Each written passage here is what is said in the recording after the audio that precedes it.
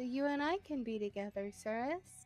But Just but I you like and me. but I like living. My studio is a safe But place. you and me. What about lazy? They're on the desk. Lazy can come too. That's But you and me.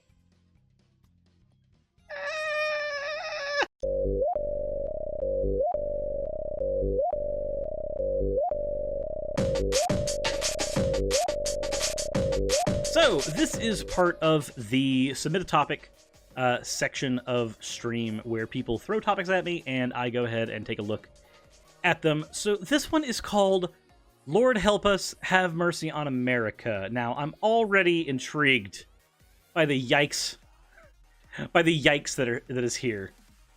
This little pseudo thumbnail already makes me feel somewhat uncomfortable. So let's go ahead and see what he has to say. Lord help us, have mercy on America. Well, I wonder what kind of mercy we're gonna have. So I saw this image today all over the internet, and my first thought was, you know, they're able to post this everywhere and it gets all these likes and shares and there's no censorship. You know, apparently, I guess nobody should be offended by this. Now, why would anybody be offended by that? People have periods. Like, this is literally all it is. It's a bunch of men showing that they are trans men. They've had periods at one point. They still have them because there's still some things that their body is trying to take care of. What's wrong with that? I have to be very careful what I say in this video because I can get in trouble for, saying certain things about this. Number one, I don't hate anybody that is in this picture. Okay, but you're going to talk to us about how much you hate the idea of this, which by extension will lead to hatred of the individuals and their lifestyles or their lives. I don't hate anybody that is living this lifestyle, but... I know I said lifestyle. My apologies. Being trans is not a lifestyle. It's just part of existence. If I picked up 15 random trans people from the street, they would all have different types of life. There is not a lifestyle. I do believe what this Bible says, and oh God, I believe that I should have, especially in America, the freedom, all right, to believe what this book says. Nobody says you can't be a Christian, dude. And not have anybody tell me, you know, what I should believe, how I should live. And right now we see an administration. Wait. So you believe that nobody should be able to tell you how you should live, what you should believe. But you're holding this shit, which tells me that you're going to be judgmental about how somebody else lives. Oh boy, this is going to be fun. That is pushing legislation, okay, that kind of puts Christians in an uncomfortable position, okay? For example, the transgender policy with the bathrooms. What if this happens, you know, at your children's school? Oh my fucking God, always. It's always, think of the children. Okay, look, no, statistics bear out, my guy, that when you have legislation that forces trans people, like a trans man, which means that they are AFAB, and then they have transitioned to male, or they identify as male. When you have legislation that argues that they should go to a female bathroom because they are AFAB, they were assigned female at birth, the likelihood of them getting sexually assaulted, them getting hurt, goes up. The chances of them assaulting other people does not change. Because trans people are not predatory by nature, just like cis people are not predatory by nature. There are predators who are trans, there are predators who are cis, and I can guarantee you haven't considered the fact that if a trans guy, goes into a male restroom, there's not a problem. Typically, this is always when it's a trans woman. It's always trans women to these people, generally speaking, where they're upset about a trans woman going into a woman's bathroom. A couple of things. Trans woman goes into a woman's bathroom. There's no way you're going to be able to tell that they're even in there in the first place because there's not really urinals there. Closed stalls. The likelihood of you knowing that somebody even is going to be in here and is trans is really low. Unless you're like sitting there being the clock police the whole time. Secondly, and even more importantly, if this is happening in children's schools, 99% of the time, the people who are going to the bathroom are kids. If you think that kids are going to run around sexually assaulting each other, then just like with adults, changing a policy rule was not going to deter them from sexually assaulting someone. I guarantee you that if you were to put a no raping sign in front of a bathroom or in front of an area where sexual assault happens more often than in other areas geographically, you're not going to have any significant change in the rate of assault in that area. Because here's the thing about people who want to do illegal things. You putting up a rule about them doesn't change the likelihood they're going to do an illegal. Never does. Your job, your church, and the military, what if you're uncomfortable with it, with the showers and things? What if they're uncomfortable being in there with you? Have you ever considered that? No? I guess trans people aren't people to you then. Things like that. Now, some people are say, well, just get over it because they're just pushing this, and this thing has a lot of momentum right now. Nobody says get over it because they're pushing it. They say get over it because nobody cares about your bigotry. So it's like, hey, your feelings don't matter. Oh no, your feelings matter. They're valid. They're just also stupid. And this can be posted, everywhere apparently online, and it's not getting banned. It's not getting censored. Why would it get censored? It's just a bunch of guys wearing underwear. Who cares? Why would that need to get censored? But, videos about so many different things and topics like pro-choice, right? Are people who are testifying who used to live this kind of lifestyle. They're testifying and their books can't be sold on Amazon or their videos are being banned. Okay, so let me ask you a question. If 1 out of 100, which is more than, from what this is off of the top of my head, the numbers, I think it's less than 1 in 100 trans people actually end up having regret about transitioning. It's a very low number, which means that you have a fraction of a fraction of a fraction of the population that this actually happens to. Should there be conversations about it? Yes, these conversations need to be had by psychologists, by psychiatrists, people who are able to have these conversations without inserting bigotry. People like you, probably not. Your opinion, quite frankly, honestly, does not matter. Hell, my opinion does not matter in this particular field because it's not our bodies, not our lived experiences. Now, why, if it is the case that books are being censored, more likely publishers just don't want to publish them. But if I were to take you at your word that books are being censored when they are pushing a hateful narrative, perhaps it is because there is damage because of that narrative that is being manifested in the real world, and a publisher, when they see that damage, goes, well, I don't want to be responsible for this because it would be a PR nightmare for them to deal with that later. Unless they are a publisher that markets themselves already of being like, we are a free choice publisher. We are a free speech publisher. Generally, those ones do not receive a lot of public backlash because people already know what they're getting into when they look at a publisher like that. But when you are trying to appeal to most people and you are a publisher, chances are the likelihood of you being okay with the ramifications of that book going out are going to be lower if the public sees that you are pushing that book out.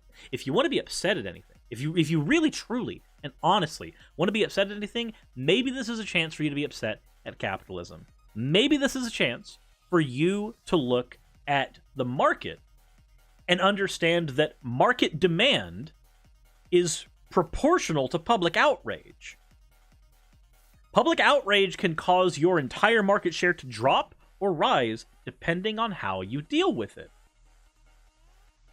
That is a product of capitalism. That the whole market economics thing. If you want to be upset about this, fine. But be upset in the right places. Don't be upset that trans people are going, yeah, no, this hurts us. Please stop hurting us. That'd be an important way to go about this, I think. Because it's, conversion therapy or something like that. It is conversion therapy. Jeebus. But we call it a testimony. I understand you have a special word for it. That doesn't make it not part of conversion therapy. testimonials. Here's a fun scope error you just engaged in. A testimonial is part of conversion therapy, but let's pretend that that's not reality for a second. America, if you look at this and it doesn't make you say, man, the Bible talked about these times, and it doesn't make you say, man. Where did the Bible say trans people are going to be a thing? Last I checked, it didn't. The Bible vaguely talks about how things are going to be. There's going to be wars and rumors of wars. There's going to be strife. There's going to be famine. There's going to be insert thing that has always existed since the beginning of time, or at least since the beginning of society. That's what the Bible, quote, predicts. Find me something specific that cannot be argued is a vague platitude, and maybe I'll be impressed with a biblical prophecy. I gotta wake up and get a real prayer life. And man, you know what? I understand that a lot of Christians, man, it seems like we can't agree on anything. Well, of course, you've got like 1,000 denominations because people want to consolidate their power in different fundamental blocks. And we argue about everything, and we're attacking one another, and we're disagreeing. Let me tell you something. It is clear what time it is. Time for you to grow the fuck up and stop getting in trans people's business? And we love everybody. We don't hate any. Yes, you do. Don't even lie. How many times have you heard from a Christian? Not every Christian, obviously, but let's say, for instance, you are gay and you have Christian parents. How many times did you hear from them, we love you, we just don't agree with this part of your lifestyle. We don't agree with this. And then they say, I love you, but they start doing all these things that are hateful. They start doing things that are hurtful. They love you, but they don't want you to express yourself. They love you, but they don't want you to be happy. They love you, but they don't want you to be yourself. They love you, but they're willing to hurt you a lot, and not just in a punishment way, like spanking because you did something wrong. No, they hurt you deep down, fundamentally, at the very core of your being. How many times have you heard a horror story from a trans person or a gay person or just an irreligious person where their entire life began to crumble down because their parent, quote, loved them so much they were willing to essentially bring the wrath of God to them in their own household? How often have you heard that? Because I've heard it a lot. I get, what was it, the word you used? Testimonials? I get testimonials about that in my comment section, in my emails, in my DMs. I get it all the time. And it hurts because I know that I can't help all these people. I don't have the means, I don't have the ability, I don't have the wherewithal. All I can do is do what I do here, and hopefully let there be some kind of lightning rod that people can look at and go, oh shit! It's okay to be irreligious. It's okay to be an atheist. It's okay to be polyamorous. It's okay to present yourself in a way that doesn't seem to be the norm. That's the most I can do. But a lot of it, all of it's predicated on some usually well-meaning parent who thinks that it's okay to tell your child you love them and then backhand them, basically. And it sucks. It really, really sucks. Anybody. But the Bible talks about when people are going to call good evil and evil good. They've been doing that all the time, dude. The Bible talks about what's going to happen in the last days. The last days have been talked about for 2,000 years. That's been the last days for a fucking long time. When is it going to actually happen? The Bible talks about strong delusions. The Bible talks about... You live one right now, my dude. You believe that that you love trans people, and yet you're willing to argue against their very existence. That is a delusion. And what's crazy is a lot of churches and ministers, right? Ministers are out there... No true Scotsman fallacy. Let's go. Let's play bingo. Supporting this. Joe Biden, he had some transgender individuals, praying at the inauguration. And people say, who says you can't be trans and Christian? Where's that in the Bible? Where in the Bible does God say, and thou shalt banish the consumers of HRT? Thou shalt anoint them with the oil of transgression and send them to the burning pit for they have consumed the evil estrogen. Say, oh, Brother Marcus, stop talking about politics. Well, my point isn't to say that, one side is more holier than the other. That's not what politics is. What you're doing right now is politics. This is why my channel became atheism and politics together. Because it is so thoroughly impossible for Christians like this guy to divorce their religion from their politics. It is so unnaturally intertwined that I'm never able to talk about one without referencing the other. But the reality is, just like with Daniel, legislation, decrees will affect believers.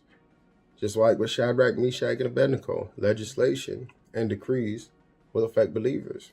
Just like the story of Esther and Haman and Mordecai. I'm so glad that you have your bedtime stories, and I'm so glad that they have informed your worldview.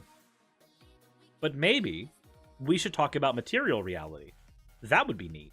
And this is clearly one of those ways. No, it's not. And for some reason, I guess in America, we've been so comfortable so long. And I think even with Joe Biden getting in office, many people have just been hoping, things will go back to how they used to be. Well, they're deluded. We can agree on that. Church, I can't even say what the Bible really says about this. It doesn't say anything about it. The Bible doesn't say anything about trans people. Trans people weren't a concept of the writers of the Bible. Find me the Bible passage that explicitly talks about trans individuals. That is such a sad face for a person who's reaching so far. If there's one thing I've learned, there's something you can say to your cat when you're whenever they are popping their back and they just wake up, that you can also say to conservative Christians like this. Ooh, big stretch. In this video, without it being labeled hate. You can sit here and act all sad and shit, but it's still a hateful message. I don't hate anybody. Yeah, you do. Don't lie. So the censorship is really Satan. A biblical perspective. Everything's a biblical perspective, my dude. Christians and, Christians, because everybody's a Christian. No true Scotsman fallacy. Again, no true Christian put sugar on their porridge, I guess. Who are saying, hey, this is okay. We see it in so many churches now. And they're supporting people who push this kind of legislation. And then many people look at Brother Marcus and say, well, you're crazy for the things that you're talking about. And, they're so focused on, my life is public. So, if I make a mistake, everybody gets to see it. And they ignore this. Nobody's ignoring it. I'm literally talking about it right now. All these people, who, and I'm trying to say it as calm and as nice as possible. Just be yourself. It's a hateful message. Say it the way you want to say it. What you're doing right now is literally sugarcoating this. We know that you want to just be a raging transphobe here. We know that, but you're going to do it through the framing of either I'm just asking questions or no, I just don't agree with it. I just don't agree with it. And you know what? It's fine. I don't have to agree with people who like oatmeal. I don't fucking like oatmeal. But it doesn't matter. You don't have to agree to be trans because you're not trans. It doesn't matter. But you sit here and pretend like you've got a valid perspective on this. So people don't think that I'm mad or angry. All these people who supported Biden and he's pushing this kind of stuff, they're quiet. Because it's not a fucking issue. Like, there's things that Biden's done that are issues, yes. Issues like not really working as hard as he possibly could, at least from my perspective, to get Americans a stimulus that they've needed for the last year. And the stimulus not doing anywhere near the amount that it needs to get people back on their feet. Economically, he's very much neoliberal, and that creates issues for someone like me. I don't necessarily need that money, but I know people who do. I know people whose lives would be changed by that money, and yet it is still so nightmarishly difficult to actually get anything done where that's concerned, and yet we still have an overinflated military budget. That is a huge issue to me. And that's an issue that will never be solved by a Joe Biden. You know what's not an issue to me, though? Shit like this. This is not an issue to me. People being more accepting of trans people existing, this is the same shit. This is the exact same shit. What you are doing right now is the same stuff that people did when black people were getting rights in America, rights to vote, right for everything. This is what people were doing when women were getting the right to vote. This is what people did when we were talking about gay marriage. I can't tell you the amount of times that I heard either that gay marriage was being made okay and it was destroying the foundation of American society, or that Obama was just pushing the gay marriage agenda thing because there was something else he was doing on the back end and he needed this to be the smokescreen for it. I remember all of that vividly. Every single time there is a social upheaval or a social change, you can bet your ass there are conservative Christians like this who are whining about it. And when they're whining about it, they're not whining about it because there's legitimate concern. They're whining because things are changing and they don't like it. Look, things change. Life gets complicated. I'm balding. I don't like it. I am dealing with the fact that my body is not able to process food the way it used to. I'm getting old. I can't help that. You can't help it either. We can not like it. But at the end of the day, that's what's going to happen. If you have a legitimate concern here outside of my Bible, then I'd like to hear you voice it. But all I've heard so far is you've held up a King James version and you've been incredibly vague. And I get that part of this is you're trying to argue that you don't want to come off as offensive. But you need to understand, you don't need to be yelling and shouting from a rafter to be offensive. You don't need to be vitriolic and bombastic for us to read hate into your message. It's the content of the message, because I can go in with a bombastic and vitriol-filled approach, and it can be interpreted, depending on the context, as righteous anger. You're sitting here basically playing the sad one who society's leaving behind, essentially, ignoring the fact that in your position, had this been years ago, a lot of these same conversations would be had about shit like Jim Crow. But that doesn't matter because it's not happening to you right now. All the people I saw, especially on Facebook, that, just were attacking me and attacking me, and even still attacking me, a lot of them are quiet about this. Because it's not an issue, dude. They're not taking a bold stand about this. Why would they? And the danger is, and I'm going to keep saying it, that America is going to present a watered-down Christianity. Who cares what America presents as Christianity? We're not a Christian nation. We are a nation that has religions in it. We are a nation of majority Christians, but we are not and have never been a Christian nation. We're not a theocracy. We're supposed to have a secular government with a divide between church and state. But apparently you don't think that, I guess?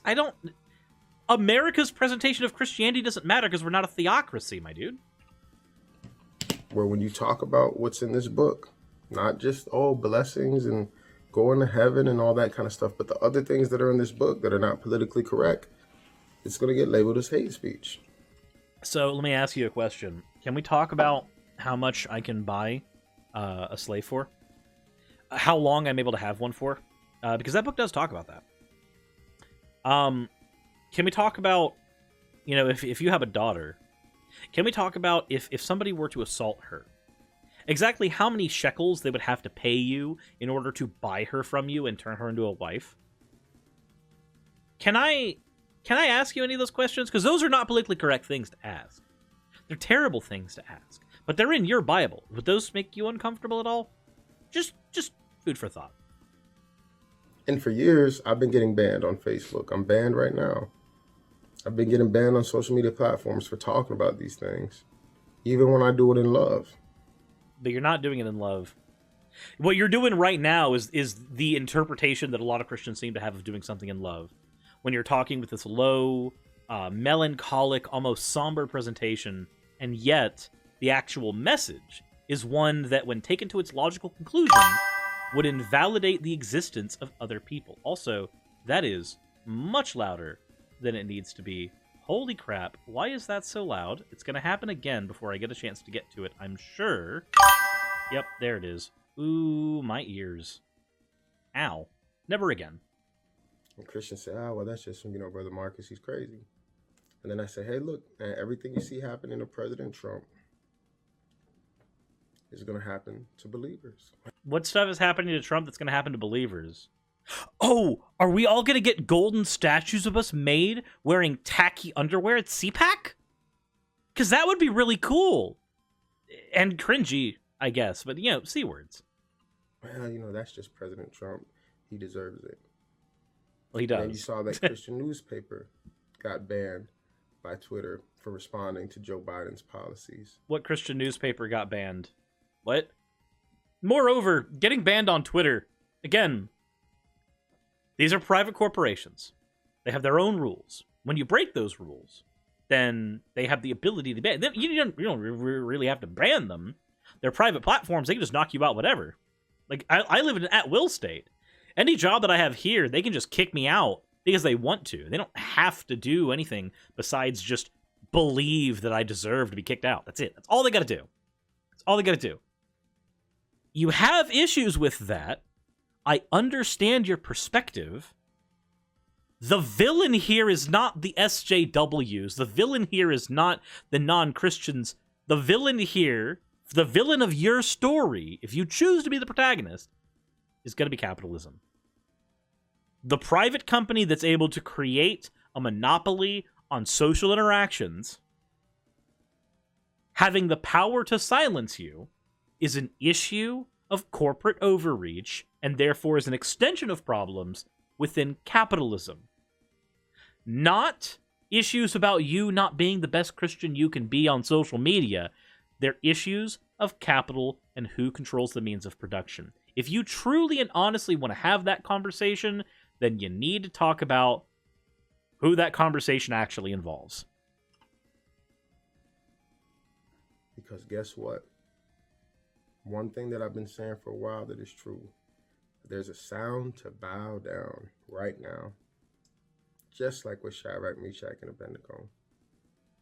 And it's coming from certain groups and certain individuals. And they're saying, bow down to this way of thinking, or we're going to censor you. You say certain groups and certain individuals because you don't want to get this episode taken down, but you're talking about trans people. You're talking about a minority who are essentially saying, we exist, can we please fucking exist? And you're just going to sit here with this somber voice, just, it's not that I don't want them to exist. I think they should exist, but like, I just need to have the personal freedom to tell them that they're going to burn in hell. I believe very heavily in what my Bible says, and it says that these people are going to die, and they belong to the fire and the flames. And I say it out of love because I don't want them to burn. But if you look at the city behind me, everything's burning. Everything's burning in America. Because I refuse to accept the fact that corporate overlords are not my friends. That's what I hear when I hear this video. We're going to silence you. We're going to vote you out. That's just democracy. You're upset about democracy now. Okay. We're going to indoctrinate. You're literally a Christian talking about indoctrination. You've posted cringe, bro. Christians. Believers. There's a difference between believers and Christians. No true Scotsman has butter on their toast. Wow! If you look at this, okay? Do you have to keep on shoving that so close to me? Like, dude, it's not that I have a problem. The image doesn't bother me, but it's getting really uncomfortable. Like, no matter what image you have on your phone, if you tried to shove that close in my face, you would be missing a phone. Your phone privileges would be taken away. There'd be 5 minutes of temporary phone ban. It would disappear. The simulation would delete it. And it doesn't make you say, man, I gotta pray. What is your... Okay, Christians in my audience, honestly. If there is a real issue in the world right now, do you truly and honestly believe that your prayer is going to influence it? I'm not trying to be an ass, but I want to know, do you honestly believe that your prayers are going to manifest a change in the world? Because if you do, the natural conclusion to that is that thoughts and prayers are a legitimate way of helping people who are in need. And if you believe that, then I, as a pragmatist, am gonna have to stop you. I'm sorry. Your thoughts and prayers, as well-meaning as you think they are, they do not manifest things in reality. We have actually tested intercessory prayer and shown that it does nothing. If you truly and honestly want to see some change in the world, if you really think stuff like this is bad and needs to be handled, then all I have to say is that maybe you should do something about it instead of praying. But in actuality, what I'm really saying is, this is not a problem. This shit up here. Don't try to do anything about it, because this is not a real issue. What I would like to see from Christians going forward, if possible, is that when they want to do things for charity, when they want to do things to help people, that they don't give thoughts and prayers, they actually help them, they actually intervene, they actually do things to change their lives for the better. And that when they are presented with stuff like this, they recognize that not everybody's going to be them. And instead of accepting the hate-filled message of people were born to burn, which is a very reductive version of the Bible, but I don't think it's inaccurate, maybe that's something that needs to be discarded. You don't need to be a biblical literalist. You don't have to. I gotta make sure that I'm right with God. I don't know what to tell you. If you can't tell that we're living in the end times, I don't know as much, Do you know how many prophets have been saying that we've been living in the end times? Ever since the beginning of prophecy. My dude, we are not living in the end times until you can demonstrate conclusively that we are. I'm going to have to default to the null hypothesis.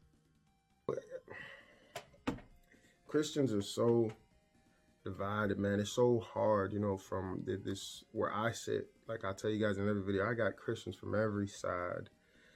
Religious Christians, loosey-goose Christians, conservative Christians, liberal Christians. Everybody wants you to be on their side. And guess what? Every side thinks that they are right and without flaws. And all including yours. Sides are flawed. And so, I pray, I said, Lord, how... So then what's the flaws on your side? I accept that all sides are flawed. So what is the flaw in your side? Can we get unity in the body? And I have tough conversations with, brothers in Christ who, don't agree with me on everything. And it's cool. But for the most part, it just seems like, there's Christians who think it's okay to drink. Christians who think it's okay to smoke. Jesus drank. Literally everybody in biblical times drank because water was not the safest liquid substance. That doesn't mean anything. Smoking's also not talked about in the Bible from what I recollect. I don't remember a point where the Bible says don't smoke, basically. Right. Christians who think it's okay to party and dress half naked and go to the club. Like, everybody's a Christian in America, so it's created this chaos. Complete chaos and confusion of what is the truth. I tell you guys in every video, you gotta pray for yourself. You gotta seek God for yourself.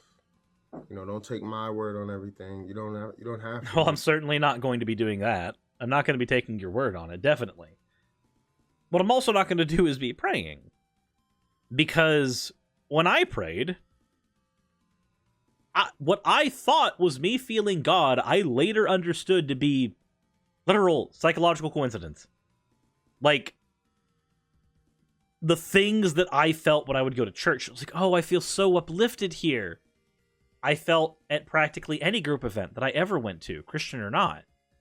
Because that's just a basic psychological reaction to stuff like that. Believe me, I tell people, man, repent. Stop being a casual Christian. Get a real prayer life. Did you just really filthy casuals, Christians? As a dude bro gamer myself, I at least applaud the approach. But because we're living in crazy times and you don't want to be deceived.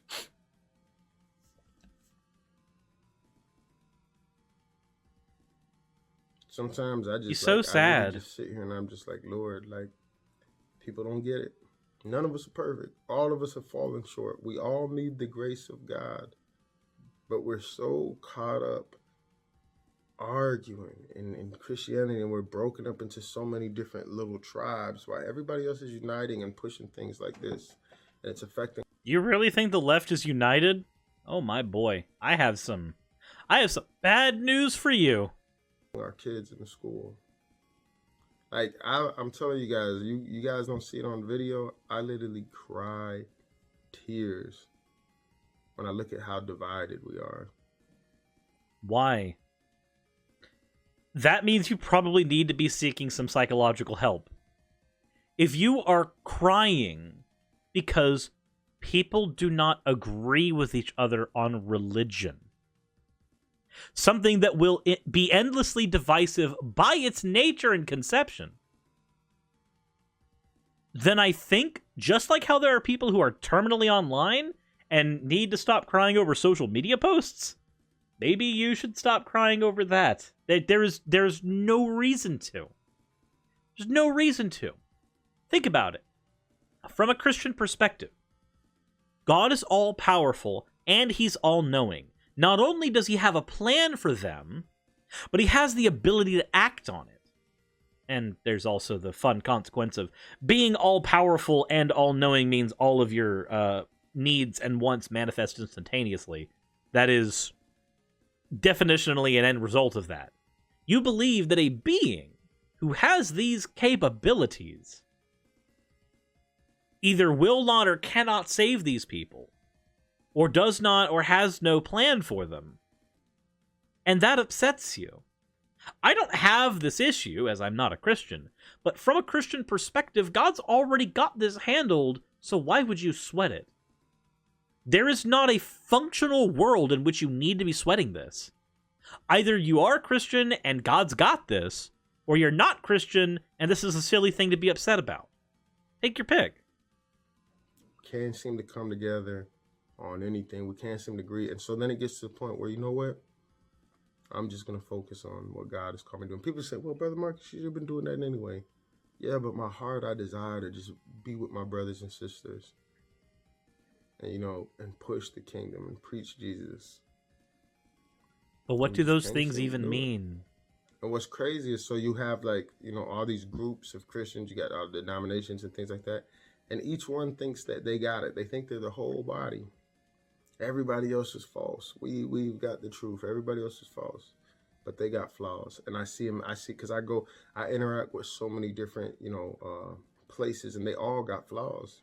So then what are your flaws? I believe that the logical consequence of this type of logic, I said logic twice, that's redundant. The redundancy department is calling me. But you need to accept that you're flawed too, and maybe one of your flaws, just hear me out, is transphobia. Just food for thought. But if we came together, it would be beautiful. I'm sure it would be beautiful, but if you're going to come together to tell trans people they can't be themselves publicly, then I'm going to have to ask you to not. Because then we can bring our flaws and our strengths together, and our strengths would complement one another and make a more complete package. Ah, yes.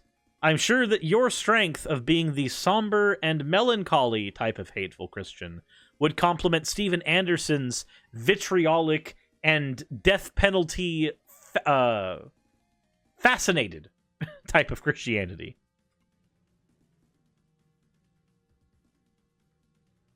Why is he staring at me? You could have edited this part out. Biden, different opinions. What is it? Eternal salvation, right? Or work out your own salvation with fear and trembling. I mean, Christians argue about everything. Which Christians say work out your own salvation with fear and trembling? Which ones? I have not seen any of these Christians. Like, at all.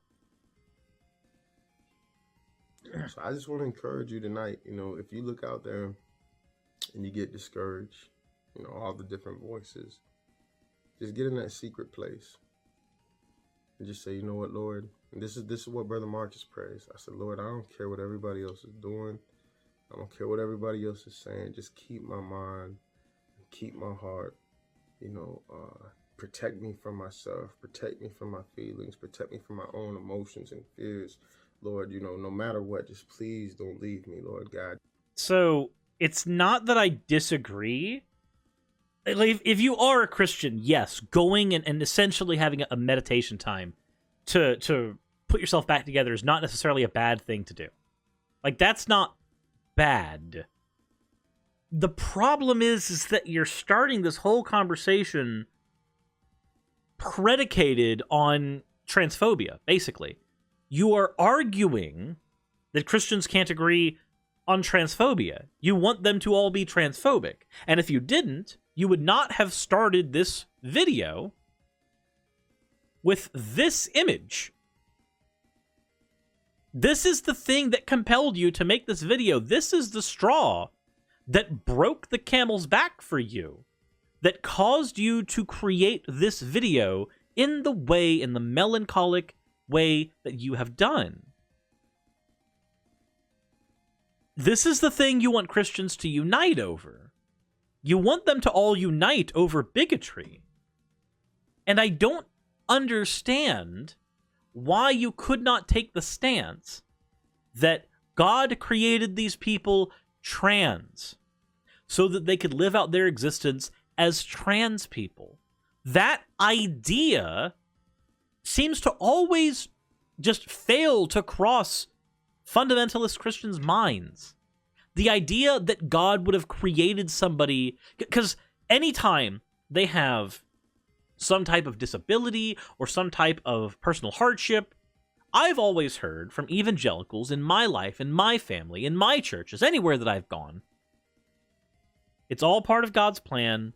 God made it this way so that you would learn. You would have the ability to. Now, ignoring the terrible consequences of that logic. I've gone on several videos talking about it before.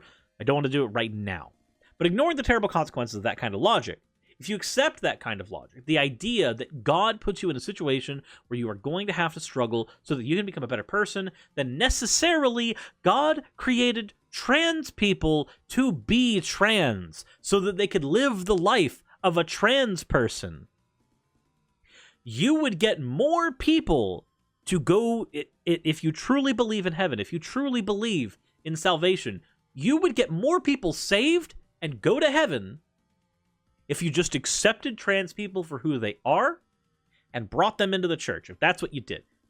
I'm not a Christian, so that's not the thing I'm advocating for, but from your perspective, that would be the most beneficial thing to do. And if you don't believe that a trans person can go to heaven, then you necessarily believe in salvation by works and not salvation by faith. And last I checked, salvation by works is not really biblically supported in anywhere near the same way that salvation by faith is. But what do you think? If you're in the comments section, please let me know what your opinions are on this particular video, this topic, all of this. This is an issue that I personally have with this type of Christian, this type of sad, melancholic, I don't hate anybody, I just... and then you hear them expel hatred from their mouth, but they do it in such a way that it doesn't sound hateful. While the Fire and Brimstone Westboro Baptist Church NIFB style of Christian is obviously much more vitriolic, much more bombastic, much more terrible, this kind, to me, feels very insidious.